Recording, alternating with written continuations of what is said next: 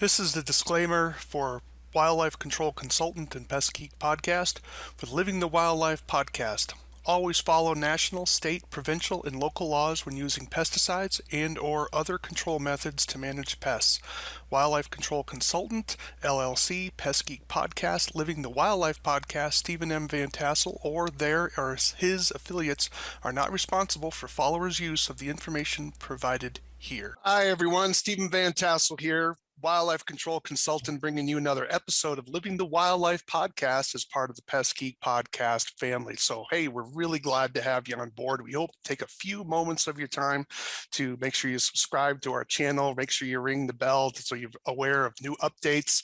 So here we are in the brand new year of 2022, and we're starting off with an interview with a gentleman who is a really sort of a godfather within the industry because he goes way back. And we may say, well, Stephen, you're not that old. Well, yeah, we're getting up there. But the point is that our industry really began to become formed in the 1980s. And so Phil Nichols, he owned a company, no longer owns it now. He's retired for several years now. He owned PVE Corporation, which was a combination which provided wildlife control services, as well as he was a supplier of traps and wildlife control equipment as well. So he was there back near the foundation days where there was basically a virgin market. And so we're having him on today to talk about some of the old days and also give you some tips and ideas for pitfalls that he came out in terms of his business, as well as things that you might learn from, and just get a little bit of history of our industry because we're starting to get more mature and we need to capture some of this information for posterity. So Phil, welcome aboard. Thank you, Steve. Tell us a little about yourself and what got you involved in wildlife control. Like many people in the early part of the industry, I was a fur trapper. Okay. And I grew up in the 1950s and started fur trapping back then when a muskrat bought 75 cents and you could buy a trap for 75 cents. So every muskrat increased my trap inventory by one. And fast forward to life, and I found myself doing outdoor things, but living a, let's say, corporate lifestyle through the 70s.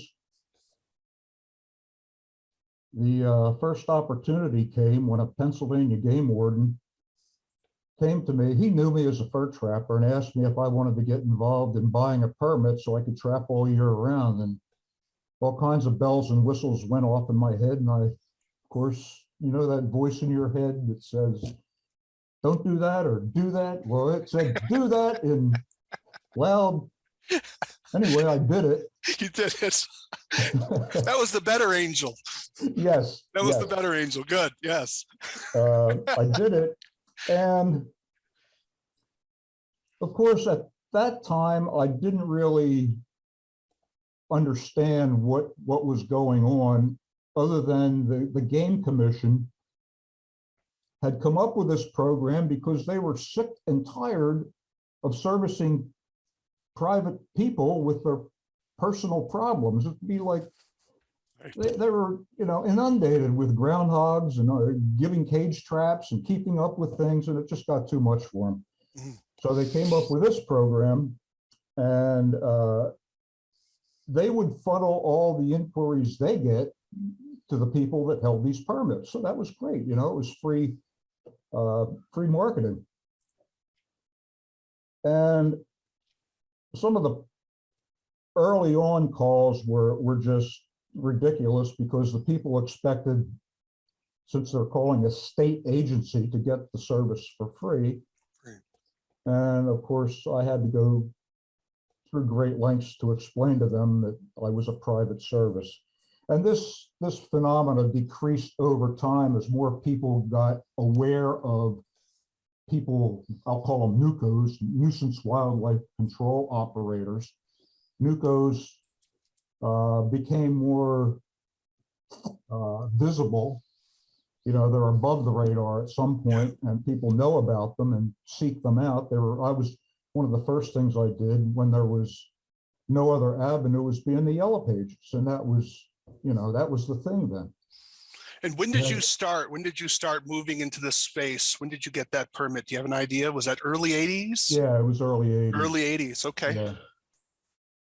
And I had a very low number. They assign each permit a number, which is your number forever. I had a pretty low number. So, and I know some of the other people that had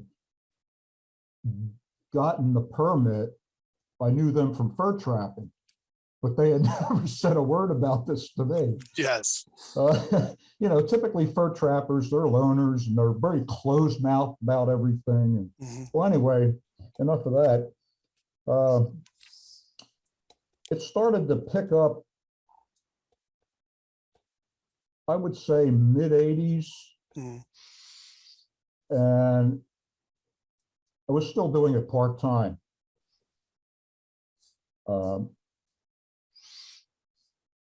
The decision to go full-time came about right before I started writing the book, which was in '93. And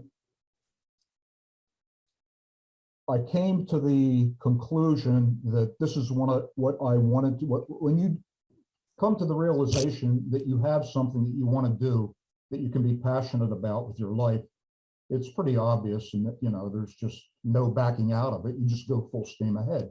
Right. And that's what I did. The money didn't come right away, so I had to, let's say, keep appearances up as far as my financial condition was by part-time jobs, odd jobs, chopping firewood. I was driving truck for 1 day a week.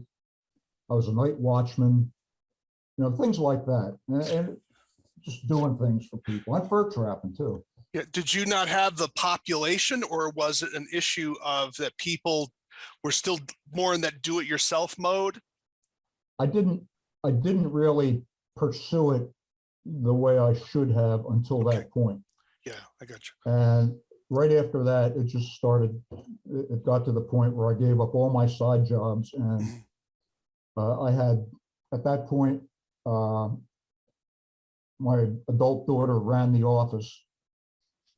And my grandson, who was 18 at the time, he was my first employee.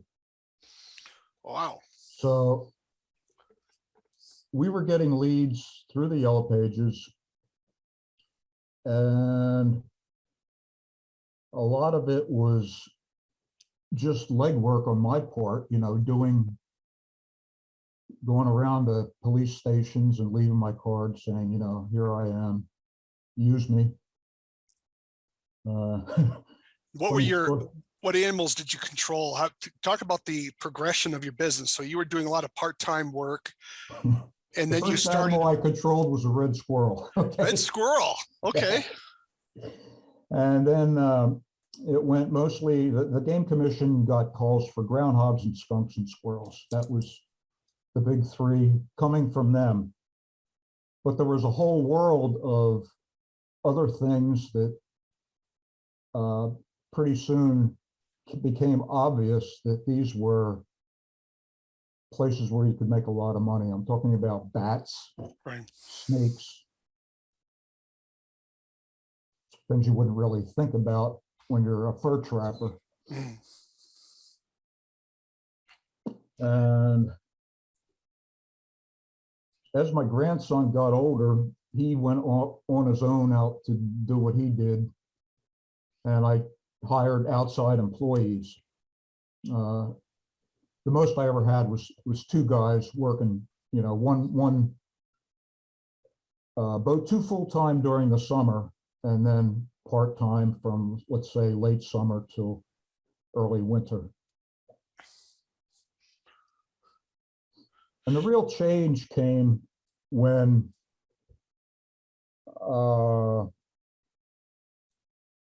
the internet evolved into people searching for services. And I thought, yeah, this is good. And I tried that, and when I Googled myself, I came up like 286 on the list, you know. Yeah. You AOL? Were you using AOL at the time? Don't ask me any technical questions. I will tell you this though. A young man came to me who I had known all my life. He had just graduated Notre Dame with a degree in finance. Okay. And computers and finance. Anyway, he said, Phil, can I work for you for 2 years as an apprentice and you don't have to pay me? And then I'll go off and be, I won't compete with you. I'll just go away. I said, sure. So he was a very fast learner and I could see where he was coming from. One of the first things he did was take my business entity and move it up to #1 on the search engine. Right. Okay. And then he created a service, and I was the beta test, where you would be assigned an area. And that area, all the calls that came in through his service would be directed to you. Right. And this ultimately went nationwide, but initially it was my part of Pennsylvania. And he tapped into a part of Pennsylvania that was populated by the wealthiest elite upper tier types of people. You know, your New Yorkers that come across the river to New Hope in Bucks County, Pennsylvania, the New Hope Playhouse, all the artsy craftsy types of things, Yeah. all up and down the river there, and Nice. all the magnificent old homes. And some of the people would take these ancient dairy barns and turn them into amusement centers for their kids, you know, complete with the rolling coasters. Oh my gosh. And Yeah. of course, they went about this before they took time to really think about it and get rid of the bats and the squirrels and all the things that have been living there for umpteen years. Yes. So that was a very, very lucrative, you know, part of our business. We did quite well. And fast forward to, I was 65, still going strong. My wife was 1 year younger than me. She worked at a pharmaceutical, not to be named, and she was hating it. She wanted to retire. Mm. She goes, I said, well, this is going good. I mean, can't you just stick it out a little longer? And we were out one day, and she just happened to be with me one day. I think it was a Sunday. Yeah, it was a Sunday. That's why she was with me. And I was doing a ladder job, and I took the ladder, and you know how you bring it down? It goes, yeah. Well, it just went boom and slammed into my hand. Oh. So I'm there with bones sticking out of my hand, and she's, you know, like that. That was the writing on the wall. The voice on the shoulder said, you might want to think about this, putting ladders up and climbing around and doing this stuff. And the funny part was she took me to the ER, and my daughter worked there at the time. She thought it was hilarious. She was bringing all her buddies in to see her dad. Oh my goodness. Bloody stumps as a ham. So that was the beginning of the end. We decided to retire. I sold the business and we moved to North Carolina, happily, away from the snow. Away from the snow. So in terms of the progression of your business, so you started with those, I would call them, I don't think squirrels are necessarily a beginner's animal per se, because there's some ladder work often with that. But I normally think about things as, you know, like the progression of a business. I tell people, like, start with the ground animals first, then move to the raccoons and squirrels, and that we can get into buildings, and then I would say bats and coyotes, maybe beaver are taking it to a different level, depending on, you know, those are more specialty animals. And then birds, of course, you have easy birds and you have more difficult birds. Is that kind of how your business moved forward as well? You kind of did a lot of your ground animals and then started getting into some repairs? And well, I learned a lot from going to the seminars that Rob Erickson was putting on and some other people.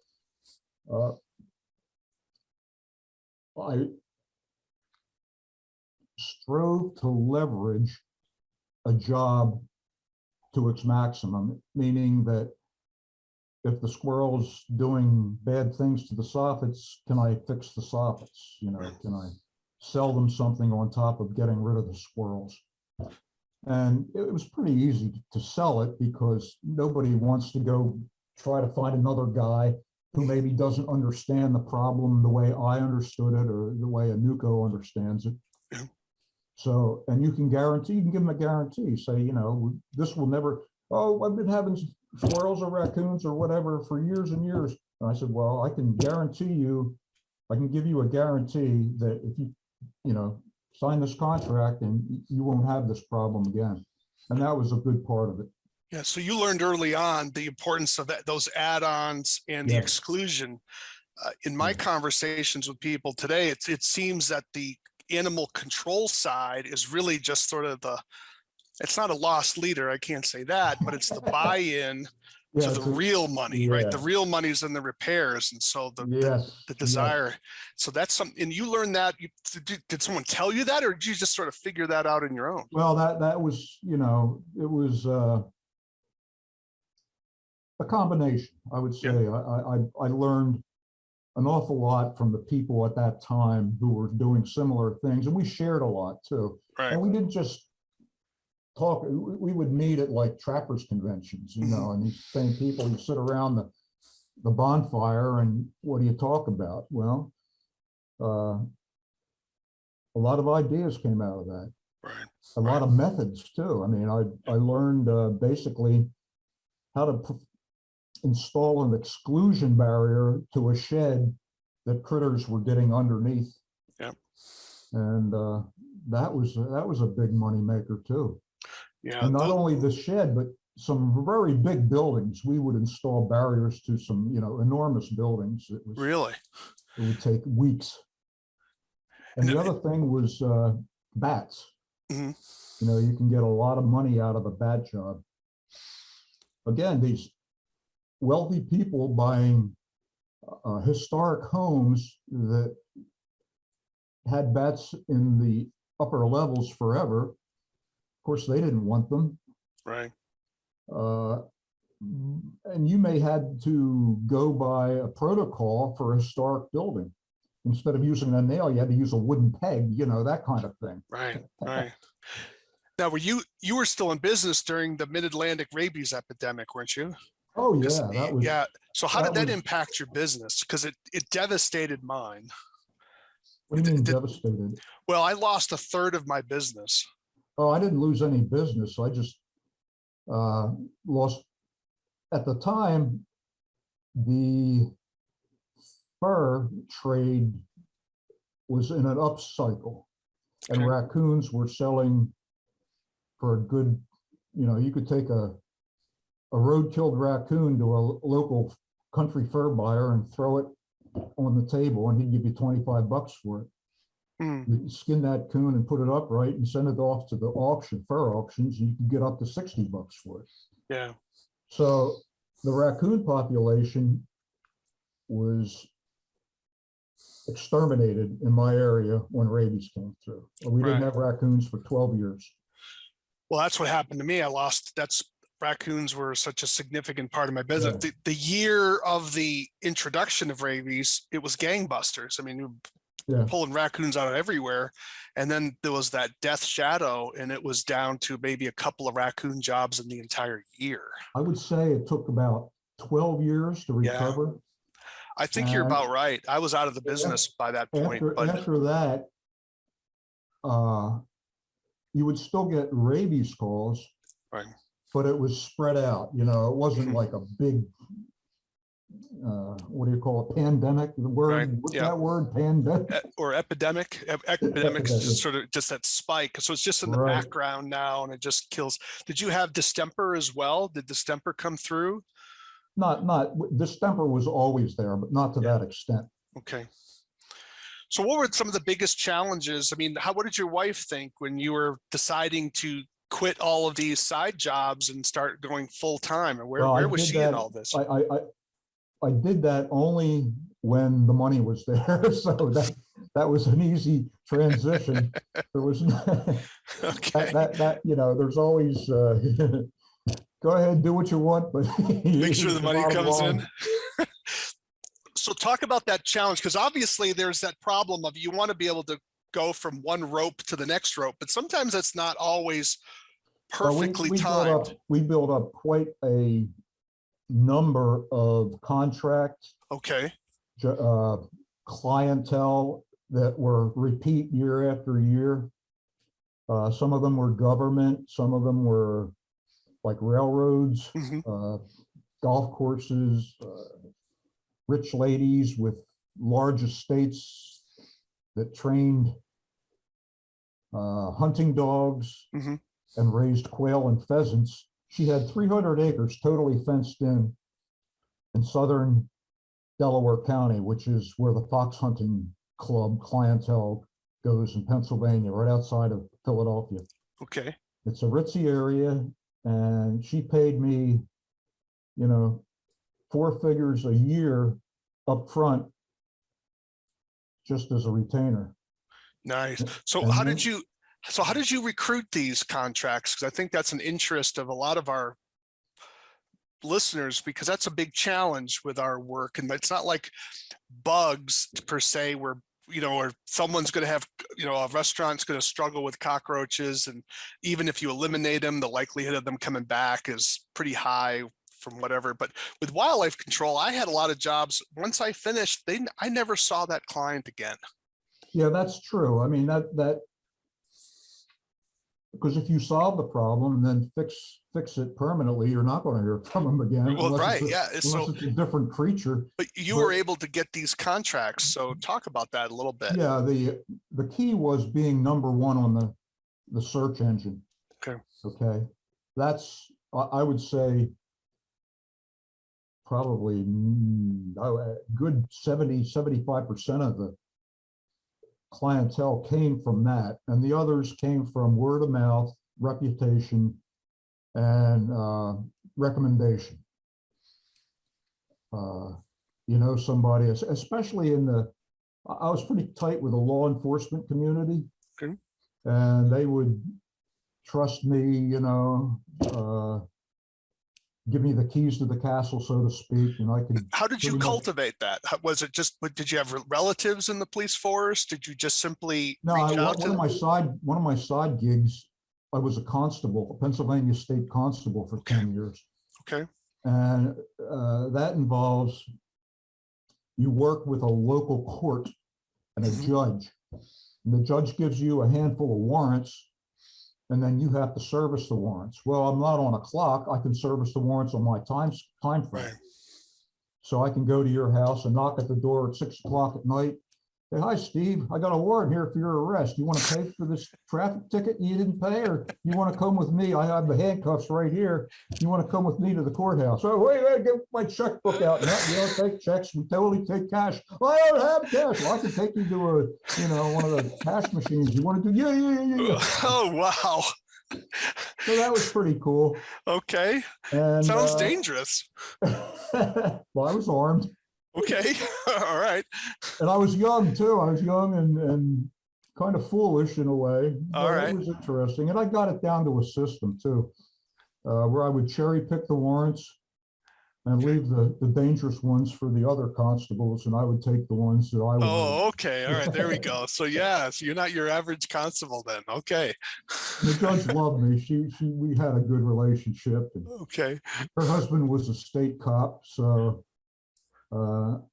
my best friend was a state cop, and he was a fur trapper. And did you ever hear the name Phil Brown? Pennsylvania fox trapper. He caught her. He's putting out videos now of, I think it's $99 to go along with Phil Brown on follow him on his trap line. He would really, that's a great price. 1,200 red fox a year. Can you imagine that? Well, I did think I just saw something on the internet where I saw it, where maybe Facebook, where someone had picture his barn picture of the fox. Yeah, it's staggering. Yeah. Well, he wasn't the only one. The state cop that I was good friends with, who was a fur trapper, he also put up 1,000 fox a year. That's amazing. And the Leggett's, Ron Leggett, Bragging like it. Yeah, I've met him. they're in the same belt area from northern Maryland up to southern Pennsylvania.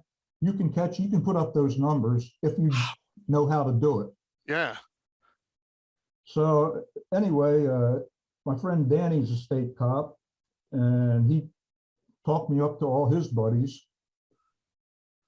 And then I knew another fur trapper. No, he wasn't a fur trapper. He was a friend of my apprentice, and he was a local cop who went on to he quit being a cop when all this cops are bad stuff started to come around, and Okay. cops are evil and get rid of defund the police, all that stuff. He quit and he became a NUCO.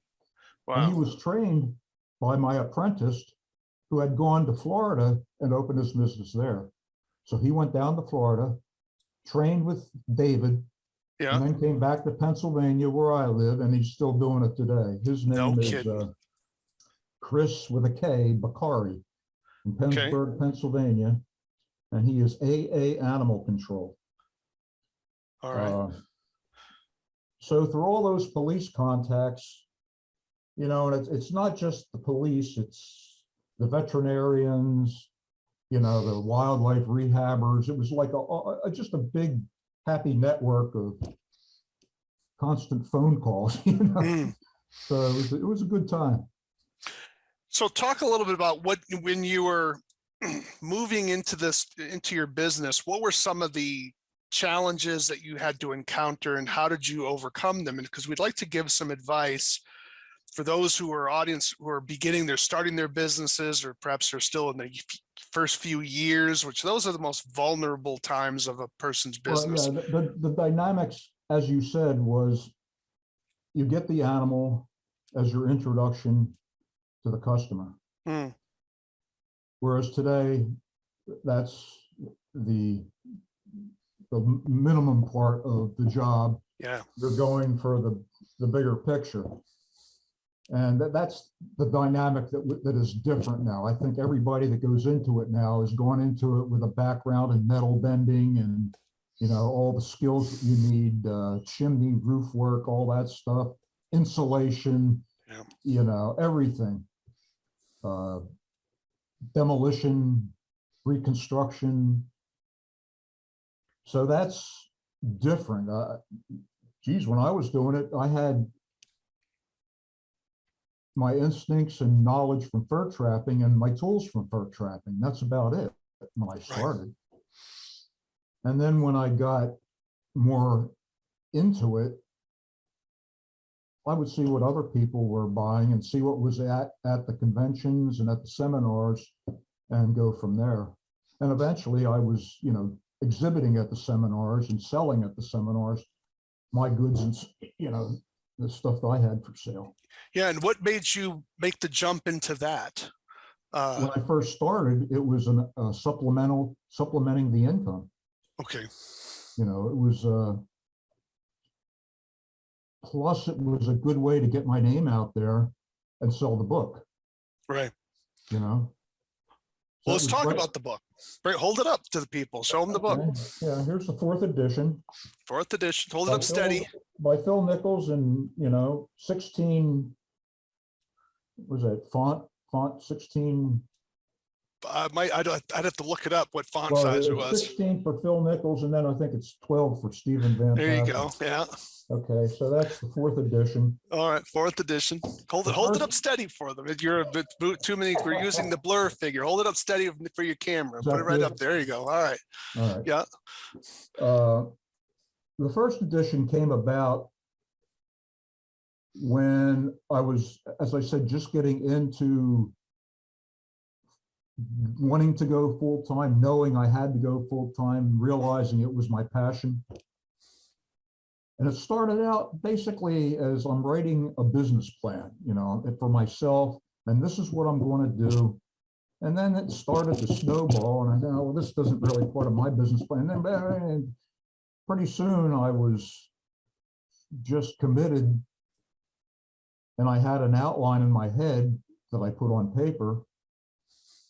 And then it took me about 8 months, 9 months to actually complete it. And the hardest part was putting all the graphics together. I think you've published your own stuff, haven't you? Yep, I have. Well, you know what goes into that. Yeah, it's definitely easier today than it was back then. Oh, it was not, yeah.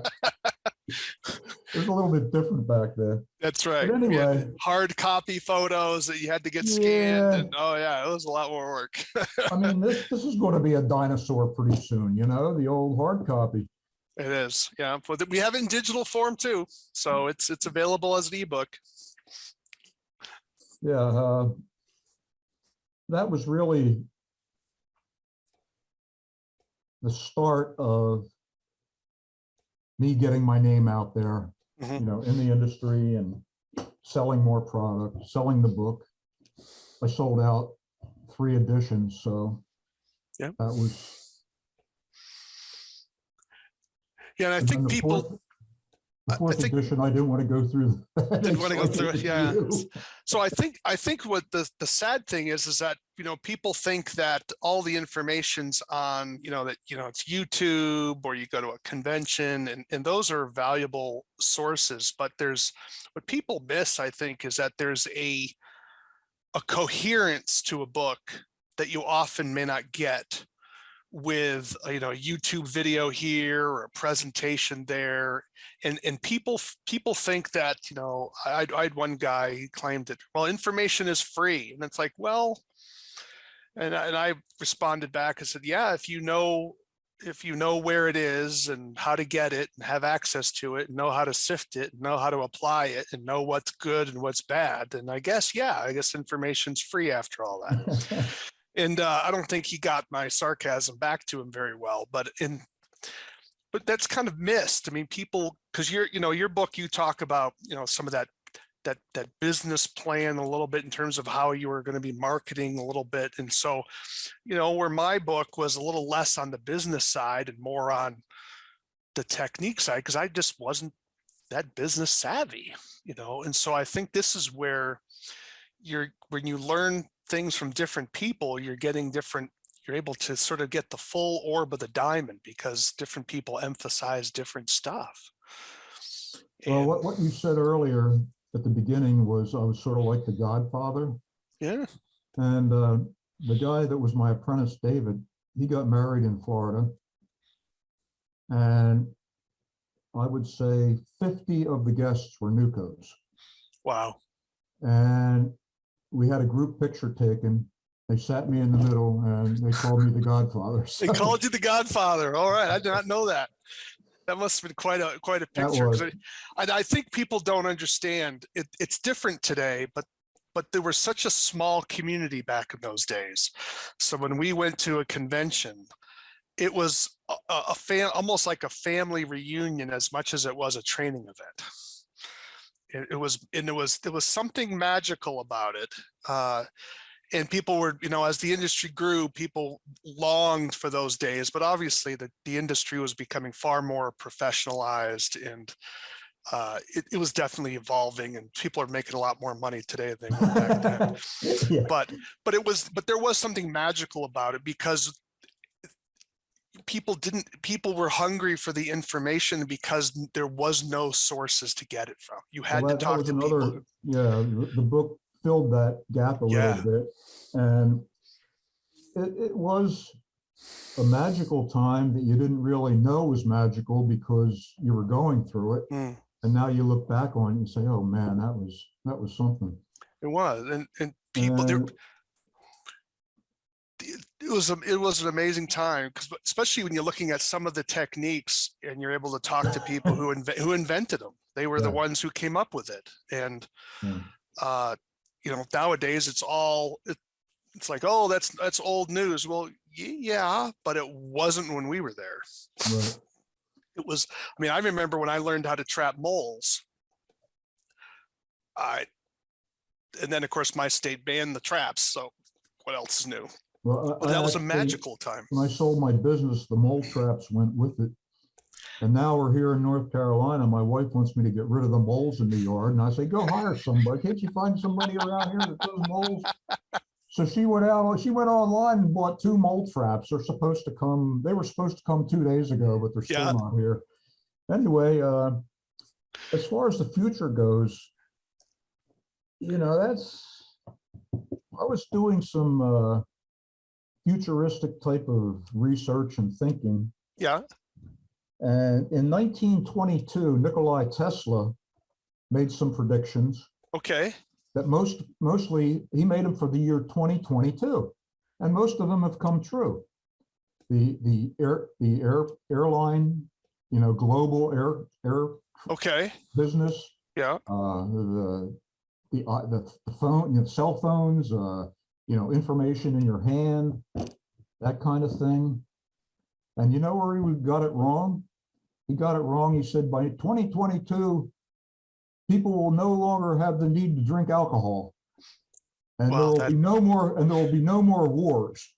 No more wars. Yeah. So he kind of slipped on the cultural aspect of things, and that's where I think any future has to take into account the cultural aspects.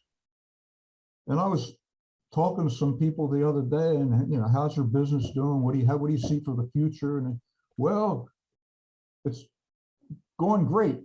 I just can't get help. You should be trying to find a person that's been outside. That's been outside their house. Where are these people going to come from? They came from back then. It came from the ranks of people who grew up in the outdoors. Right. And those people aren't getting into they're getting into the business from other areas now. Like I look at Kevin Clark at Critter Control. He got in as a marketing person. He knew nothing about trapping, but look what he did with that concept. Oh, huge. For those who don't know, Kevin Clark started Critter Control, the franchise that now is owned by Rollins or Ork. You may know it as Orkin, but Rollins Corporation. And he was in it back then, and he was not a trapper. He was not a fur trapper, and he wasn't an outdoorsman. Yeah. But I think that's part of the reason why he was so successful is that he grasped the business side of it. Yes, immediately. And that's kind of, and I think that's kind of where, if I had to do it over again, I wish I learned more I wish I charged more, and I wish I put more emphasis on getting some carpentry skills. Would have really helped me a lot. What would you change if you had to go back and do it over again? I would take on people that had those skills. Right. Okay. I tended to go to the local high school and say, hey, you got any wrestler guys that instead of being in the weight room want to tag along with me and get paid? Mm-hmm. So, that kind of summer help. Whereas today I would probably go and look for a skilled roof guy or chimney guy or insulation person. Somebody to, the different places you can go with this keep growing all the time. It grows by leaps and bounds. Every day I read about some new aspect that I hadn't thought about before. So where do you see the next evolution of the industry going? You've talked about the challenge of finding labor, and I do think that's a huge problem. Automation. How that would be some robot. Well, you can look at, there's maybe a half a dozen states right now that enacted legislation enabling automated systems for trap checking. Right. Yes, that's true. Okay. Which helps to a certain degree, but who's going to climb into the attic? Who's going to climb that ladder, right? You got to think. Oh, here's the other thing. I was thinking there's going to be a residual number of homes that were constructed without giving thought to animal problems, potential animal problems. Mm-hmm. But at some point, architecture is going to take a leap into building a home that's impervious to bugs, mildew, all the things that are, pest-proof construction. Service businesses today are going to be built out of the home itself. And there's going to be a residual of older homes. You know, the home that we lived in growing up, is going to get torn down at some point because they were stick construction with asbestos shingles and cheap roofing, and they're going to last throughout history. So they're going to come down and be replaced by something. The real historical buildings will be handled in a different way. Right. But I see architecture of the future shaping the way wildlife are directed. And by directed, I mean you have whole swaths of urban wildlife populations that are maybe just being recognized or starting to be addressed by the entities that control that urban situation. And even in the suburbs, I mean, I'm seeing a guy I went to school with, he emailed me and said, "Hey, Phil, I got something really weird. I think there's foxes living under my shed. What should I do?" And of course, I've been dealing with them for 15 years in southeastern Pennsylvania. That was a big issue. And you don't really know they're there until the pups come out and make themselves visible, because the mother is very secretive and very controlling. But at that point, the pups were out and he was wondering what to do. I said, "Well, Ron, you can hire somebody to come out and try to harass them. She probably has another den somewhere." "Oh, no, I don't want to do that. No." So I said, "Well, just, let them go. They're going to stink, when she starts bringing rotten meat home for them to eat, and they start playing with, the hindquarters of a groundhog that aren't fully in the middle of summer. You can imagine and plus they're all going, 9 pups, a mom and a pop, they're all going to the bathroom right there." Right. So you've got that odor problem to deal with. And he went through it all. And then once they got to a certain point, he went out and he bought a camera, and that was his full-time job, just photographing this. He was totally enthralled with this family that he considered his family living under his shed. And I'm seeing in the future, there's going to be people, how you get bird feeders and, you look at the bird feeder, take pictures of it. Look at that bird, look at this bird. There's going to be things for all kinds of wildlife. You can go to the Home Depot and buy something to enhance your collection of critters that you consider yours, your groundhogs, your skunks. And maybe the NUCO is going to be involved in going in there and managing the problem that comes out, the odor problem. Maybe he's going to have little, little microscopic drone injectors to give them rabies and distemper and parvo and whatever else. And, it's going to be something else for the future. Wildlife's going to be looked at differently, because the people in X generation or whatever it is today, they don't have a clue, Right. Well, you really bring up a different frame, and I really like this way you're gaming out the future, because we already have, franchises that are almost no kill franchises now, where they're relying on one-way doors, exclusion, harassment, warming kits for pups and that sort of thing, warming homes. And I really like your idea about the pest-proof construction. I mean, I do think that is very doable if someone could just simply convince the construction industry to start moving, and someone will do that, obviously. And then that will automatically reduce those labor requirements. And I think your idea of wildlife enhancement is a fascinating question. And that has an application in cities too, where they're converting these urban, row upon row of blight. No people living in these empty, fallen down houses. And they're talking about converting them to farming, back to farming. Urban farmscapes. Yeah. And then the vertical urban farming. But anyway. No, I think you're really onto something there. I see also the working together with rehabbers. Rehabbers and nucos are going to be, where you say, well, they're all no kill now.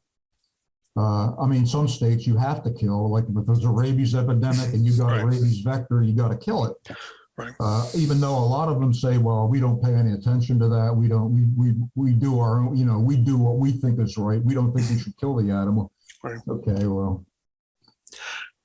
I think there'll always be some level of killing, but clearly, like I said, this franchise, they're going to, I believe they're going to follow the law, but their practice is that they're not going to necessarily trap that squirrel. They're going to put a one-way door over that opening and harden the house and then let the squirrel go out. And if it's young season, then they may wait a few weeks for the young to mature a little bit and then put the door on and get them all out there at once. And so even people who hated that idea, 10 years ago, are starting to come around, and they're starting to, well, I'm going to do a one-way door for the skunk, or I'm going to do a one-way door for the ground-dwelling raccoon, and some of them are starting to play with doing it with flying squirrels, and now they're doing, maybe then they get comfortable with doing it with something else. So you can see this evolution occurring, and then you, as you mentioned, the electronic trap checks, remember when we were in business, it was,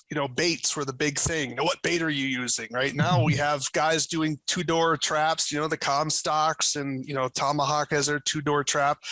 And we're, bait is like, well, who's baiting? Why are you baiting when you can just put the trap right over the entrance and you're going to catch them? It doesn't matter what the bait is. There is no bait. So it's the evolution of all this has been kind of dramatic, which is, for an industry that doesn't change that. We're not like technology. We don't change that much. But there have been, you look back from today to what we had in the late 1980s, it's night and day. Oh, yeah. And it's, it's amazing. So you also can spend a lot of money buying things that you don't need. That's true. I did a seminar at University of South Carolina, and what they wanted me to do was give a 3-day teaching on nuisance wildlife. Yeah. And I set up all my products out in the hall. Okay, everything I had was there. One of each. Yeah. At the end of the seminar, and a lot of them were invertebrate pest guys that were wanting to get into vertebrate. Right. The guy came up and he said, how much for your stuff? I said, what do you mean? He says, I want to buy everything they have out there. I said, I don't know. I never told us that. It was like $4,000 of product I had there. He wrote me a check and took it all. Wow. Not knowing half of what it was or what it was used for. Yeah. But that's, he was on the cutting edge, and God dang it, I'm going to find something. It's it. But and you can really have some fun with some of the things that are coming into technology now with AI and robotics, and what are those little tiny things, nanobots. Nanobots, yeah. They put them in your bloodstream and they perform some function, the little guy in the submarine.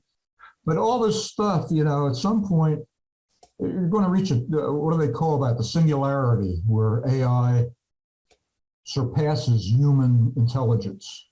Right. So what's going to happen then? Is there going to be another 22,000 when everybody's afraid that, something bad's going to happen and nothing happens, or is something going to happen? It's just on and on. So what is your advice for the next generation of wildlife control operators? What would you, two words of wisdom that you'd want to leave them? If you're passionate about it, you don't need my words of wisdom. You'll find your own path. Mm-hmm. If you're not up to speed on I came from an outdoors background from a very early age. So I was always in the woods, the streams, the ocean, the fields, with my dog or my shotgun or my traps or my fishing rods. or nothing, just walking around aimlessly, climbing up trees, eating strange berries, just doing things. And I don't see that today. If you want to get outside and really get into nature, that'll put you closer to what you're doing. Right. If you love nature, as you should love nature, it's created for us, for our purpose. And it's a sin and a shame not to appreciate it to its fullest extent. Right. Yeah. Well, thank you, Phil. You're welcome. Thank you very much for coming onto the show, and we're really glad to have you here. Phil Nichols, everyone. He was the founder and owner of PVE Corporation in Pennsylvania, and we're really kind of doing a blast from the past here. This is one of the early founders and early movers within the wildlife control industry back in the 1980s, which for our industry is really kind of almost ground zero. That's kind of when I started from high school. And so that mid 1980s, and so different parts of the country started because state agencies were getting out of doing the work. There was the recession of the 70s, and a lot of governments had shrunk their employees, and so they were just overwhelmed with all these nuisance calls. And then, of course, you had some urban sprawl that occurred in the 80s with the booming 80s and the Reagan years. And then that continued through the 90s with the Clinton administration, where the economy was just going just amazing. And a lot of money was being made, and people were getting McMansions and the whole thing. And so there was this tremendous need. And so here you talk, listening to someone here who was an early founder within that way back in the 1980s in Pennsylvania. So really, we're glad to have you on board, have you on our show here. Thanks everyone. This is Stephen Vantassel, wildlife control consultant, with another episode of Living the Wildlife, as we've been taking a little bit of time in the past and talking about some of the changes that occurred in our industry. But I would want to just sort of reiterate some things that Mr. Nichols has said here. He talked about where does the future go here? And I think he's come up with something that is quite intriguing. And I just want to reiterate that before we sign off today. He talked about the possibility of pest-proof construction that could have a significant impact on wildlife control down the road. And next one, he's asking, where do we find labor, and where do we have robotic technology that may be involved to try to reduce the labor load, because so many wildlife control operators are having trouble finding labor. And then lastly, he thinks about the issue of wildlife enhancement, so that we're moving from simply responding reactively to probably wildlife control problems to where you're actually managing green space within urban communities and outside of urban communities, and working with wildlife rehabilitators to where you're just sort of managing that environment like a farm. And so maybe it would be at a point where people would be hired, maybe by the government, where they would say, rather than killing that raccoon, they're going to move that raccoon to an area where they have knowledge of that maybe there's a reduction of raccoons in that area, and vice versa. I mean, those people with some biological background and some wildlife background may find that, because we're already seeing private landowners hiring wildlife biologists to manage their estates for various reasons, whether it be for forestry production or hunting opportunities. And so you're kind of getting a little glimpse of the future, and you've heard it here on Living the Wildlife podcast. So again, take a few moments, if you would, drop me a line. If you drop me a line, send to me a wildlife control consultant at gmail.com. Would love to hear your comments if you have ideas for future shows, or if you want to be on the show, definitely reach out to me at wildlife control consultant at gmail.com. And of course, this is Living the Wildlife. Why is it Living the Wildlife? Because we want you to live the wildlife, not be the wildlife. Take care, everyone. God bless.